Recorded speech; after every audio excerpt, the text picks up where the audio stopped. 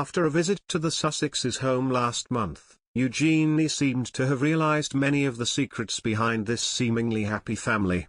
She said she found out that Harry was suffering from severe Stockholm syndrome and Meghan took advantage of it to manipulate him to his liking.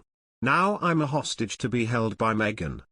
Plus, the royals dress up for an Easter service, the military-style exercise to get the Queen on the palace balcony, and Charles foraged for mushrooms in the Queen's final hours.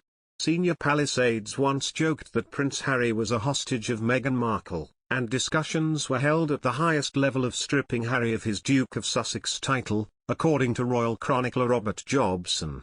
Jobson, in his new book Our King, extracted in the Daily Mail, also says jokes were made about Harry being a victim of Stockholm syndrome, and blame placed on Meghan for the fallout with the royals.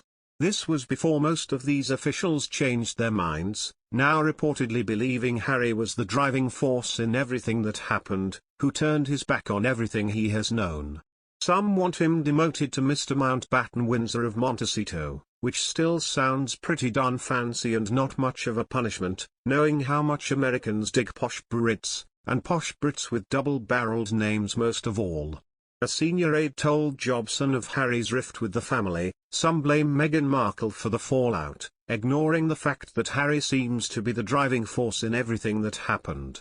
There was a point when officials joked Harry was the victim of Stockholm syndrome, and he was Meghan's hostage, but now most just feel Harry has turned his back on everything he has known. King Charles is understood not to be in favour of axing Harry's title, and has enduring love for his son. However, when Harry asked if Meghan could accompany him to Scotland the day of Queen Elizabeth's death, senior sources told Jobson it did not go down well with the family, and they were all shocked by his behaviour.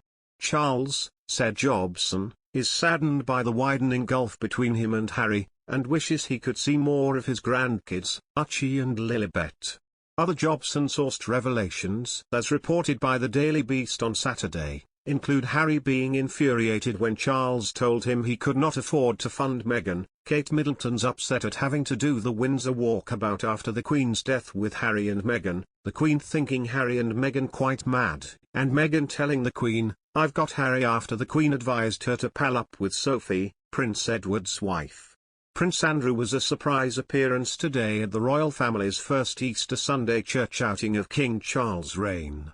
The disgraced prince, who was effectively fired from the family over rape allegations by Virginia Giuffre, joined Charles and Camilla and senior royals including Anne, William and Kate and their children at St. George's Chapel in Windsor for the first Easter Sunday service since the Queen's death.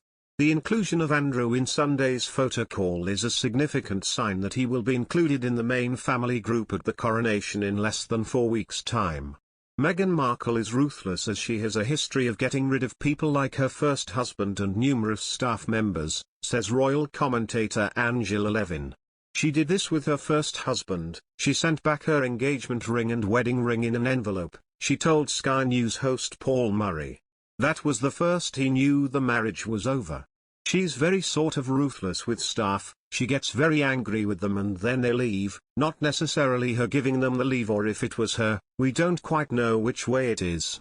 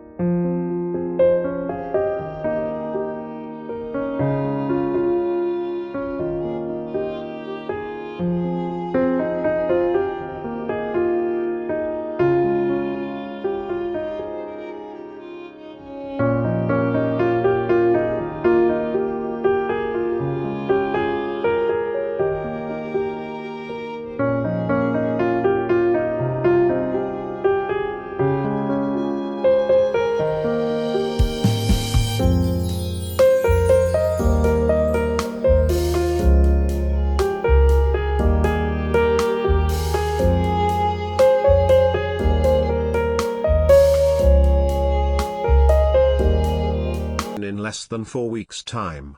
Meghan Markle is ruthless as she has a history of getting rid of people like her first husband and numerous staff members, says royal commentator Angela Levin. She did this with her first husband. She sent back her engagement ring and wedding ring in an envelope,